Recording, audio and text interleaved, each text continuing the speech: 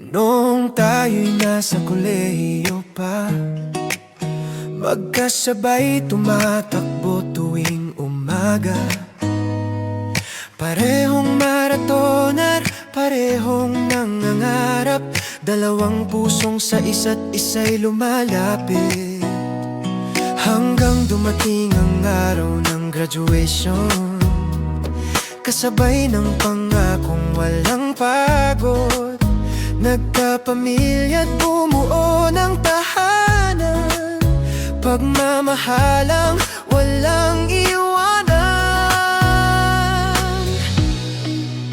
Kahit maraming unos ang dumaan,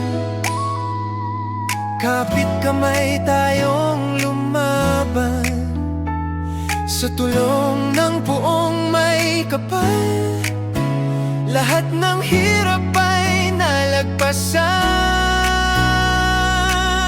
34 na taon ng pagmamahalan, magkasama sa hirap at tagumpayan.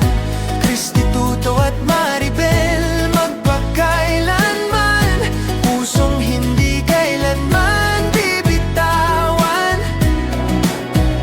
5 anak ang aming kayamanan, Marvin, Maril, Mark na maaasahan. Maribel at Maybelline naming mahal, mga biyayang bigay ng may kapal. Noong 1 taon pa lang si Bunso, kailangan mong lumayo at magsakripisyo. Nagtrabaho sa ibang bansa, kahit mahirap, tiniis para sa pamilya. Halos 20 taong nagkahiwalay, lungkot at pangungulilay, di maitagot, masambit man lang. Pero bawat luhat pagod sa gabi, napapalitan ng pag-asang muli.